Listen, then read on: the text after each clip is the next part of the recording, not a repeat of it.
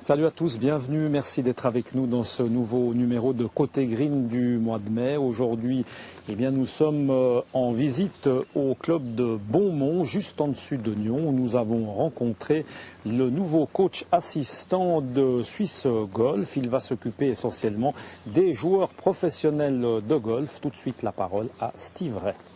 Alors Steve Ray, vous êtes le nouveau coach assistant à Swiss Golf. Vous épaulez en quelque sorte Graham Kay, qui lui est le coach officiel. Qu'est-ce que vous pensez concrètement pouvoir amener, vous comme évidemment ancien joueur professionnel de golf, on s'en rappelle à l'époque de Quirici, de Bossert et ces joueurs-là. Qu'est-ce que vous pensez pouvoir amener à ces jeunes joueurs de golf ? Bon, c'est difficile à dire. Quand on parle d'amener quelque chose, je crois qu'on doit rester humble par rapport à ça. Mais je pense que toutes les émotions qu'ils ont vécues ou qu'ils vont vivre, je les ai vécues. Peut-être même beaucoup plus fort que ce qu'ils ont eu jusqu'à maintenant. Donc je pense que je les comprends déjà. Et je pense que je vais pouvoir les aiguiller, surtout quand ils vont avoir des décisions difficiles à prendre. Ou alors en tournoi, quand ça va pas, quand on commence à s'attacher à des choses qui ne sont peut-être pas importantes, je pense que j'ai une certaine expertise par rapport à ça. Effectivement, j'ai la casquette de professeur de golf. On a facilement tendance à s'attacher à ce qu'on connaît, à la technique. Ma vision du coaching, elle est un petit peu différente. Et plus j'avance, je dirais, plus je comprends justement Jan Blomqvist, ce coach que j'ai eu à l'époque.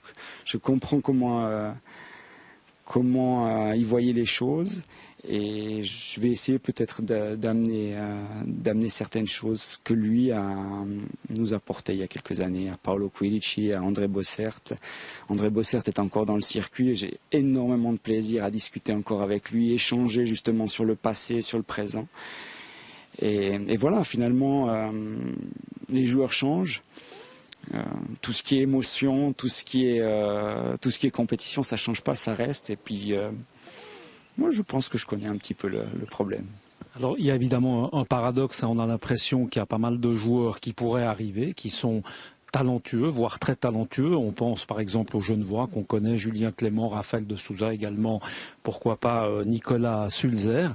À côté de ça, pas de joueurs qui officient d'une manière régulière sur le Tour européen, plutôt au niveau du Challenge Tour. On a presque envie de dire que le golf suisse traverse quand même une période assez difficile au niveau résultat. On pourrait le dire, c'est vrai qu'on pourrait le dire, mais si on regarde un tout petit peu ce qui se passe, on a des jeunes qui marchent très très fort, qui marchent vraiment très bien, aussi bien chez les filles que chez les garçons. Maintenant, il y a peut-être un autre aspect qu'il faut mettre en évidence. On peut prendre d'autres pays en exemple. L'Allemagne, c'est un pays où il y a énormément de golfeurs, énormément de parcours, qui font énormément à tout point de vue. Et finalement, le résultat, il est bon. Ils ont maintenant un ou deux jeunes qui commencent à pointer vraiment au sommet de la pyramide. On n'a pas revu de Bernard Langer par contre. Bon, il y a Keimer qui joue très très bien, qui revient, mais effectivement, après Langer, il s'est passé un moment avant qu'il y ait quelqu'un d'autre, et puis on ne peut pas dire à l'heure actuelle qu'il y a 30 Allemands qui sont derrière. Et de ce fait, je pense que il y a une question de structure certainement, mais il y a une question d'origine, voilà, la Suisse n'est pas un pays de golfeurs à la base, et je pense qu'il y a toute une éducation, toute une histoire du golf que l'on n'a pas en Suisse, qui n'ont certainement pas en Allemagne non plus, et c'est quelque chose qui ne vient pas comme ça d'un coup. Et malgré tout, c'est quelque chose qui amène beaucoup de choses. Et souvent, quand j'ai des jeunes qui me disent « Ah, ben voilà, j'aimerais aller aux États-Unis, qu'est-ce que tu en penses ?» Oui, c'est très bien, aller aux États-Unis, mais ne pensez pas qu'ils ont la potion magique et le miracle et que techniquement, ils vont vous apprendre des choses que vous ne pourrez pas apprendre en Europe ou en Suisse.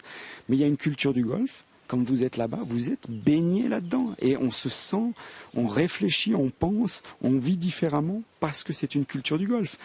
On a quand même des résultats, on a des joueurs chaque année qui arrivent à se montrer au niveau européen d'une manière ou d'une autre. Mais ils ont rien à envier aux autres. Mais alors absolument rien. C'est ça qui est incroyable. Bien au contraire, je dirais, on a des joueurs qui sont très forts techniquement, qui sont très forts à beaucoup de points de vue. Et oui, c'était une bonne expression que vous avez dit. Voilà, la route sera longue, mais on est sur la route. Ça c'est déjà.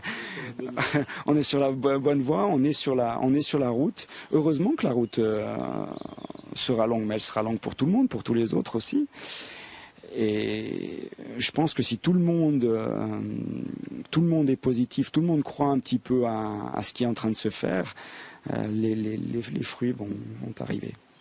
Voilà, merci en tout cas et bonne chance à Steve Red dans ses nouvelles fonctions. On se réjouit déjà de voir l'apport évidemment à ces joueurs professionnels, surtout les jeunes voix, Julien Clément, Raphaël de Souza et Nicolas Sulzer. On leur souhaite d'ores et déjà une excellente saison de golf 2010. On se retrouve quant à nous le mois prochain pour parler de la petite balle blanche. Excellente soirée à vous, portez-vous bien, à bientôt, ciao.